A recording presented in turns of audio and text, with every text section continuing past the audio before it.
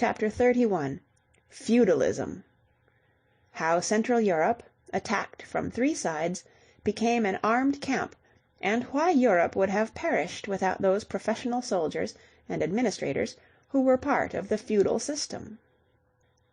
The following, then, is the state of Europe in the year 1000, when most people were so unhappy that they welcomed the prophecy foretelling the approaching end of the world, and rushed to the monasteries, that the day of judgment might find them engaged upon devout duties.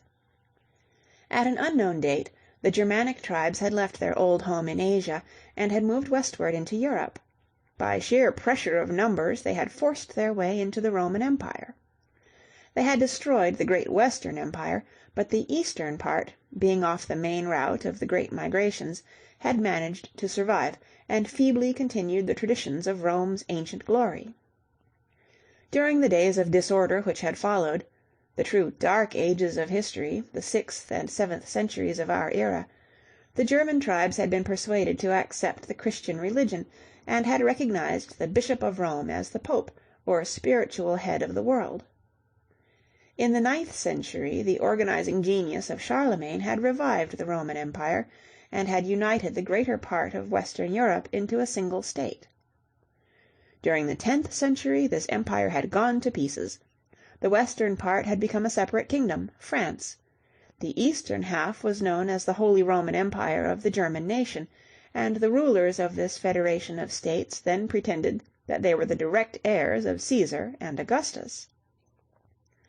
Unfortunately, the power of the kings of France did not stretch beyond the moat of their royal residence, while the Holy Roman Emperor was openly defied by his powerful subjects whenever it suited their fancy or their profit. To increase the misery of the masses of the people, the triangle of Western Europe (look at page 128, please) was for ever exposed to attacks from three sides. On the south lived the ever dangerous Mohammedans. The western coast was ravaged by the Northmen. The eastern frontier, defenseless except for the short stretch of the Carpathian Mountains, was at the mercy of hordes of Huns, Hungarians, Slavs, and Tartars. The peace of Rome was a thing of the remote past, a dream of the good old days that were gone forever. It was a question of fight or die, and quite naturally people preferred to fight. Forced by circumstances, Europe became an armed camp, and there was a demand for strong leadership. Both king and emperor were far away. The frontiersmen, and most of Europe in the year 1000 was frontier, must help themselves. They willingly submitted to the representatives of the king who were sent to administer the outlying districts, provided they could protect them against their enemies. Soon Central Europe was dotted with small principalities, each one ruled by a duke or a count or a baron or a bishop, as the case might be, and organized as a fighting unit. These dukes and counts and barons had sworn to be faithful to the king who had given them their feudum, hence our word feudal, in return for their loyal services and a certain amount of taxes.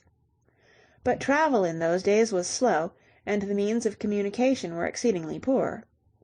The royal or imperial administrators therefore enjoyed great independence, and within the boundaries of their own province they assumed most of the rights which in truth belonged to the king.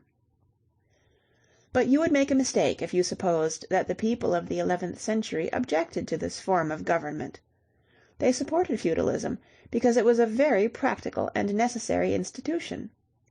Their lord and master usually lived in a big stone house, erected on the top of a steep rock or built between deep moats, but within sight of his subjects. In case of danger, the subjects found shelter behind the walls of the baronial stronghold. That is why they tried to live as near the castle as possible, and it accounts for the many European cities which began their career around a feudal fortress. But the knight of the early Middle Ages was much more than a professional soldier. He was the civil servant of that day. He was the judge of his community, and he was the chief of police. He caught the highwaymen and protected the wandering peddlers, who were the merchants of the 11th century. He looked after the dikes, so that the countryside should not be flooded, just as the first noblemen had done in the valley of the Nile 4,000 years before.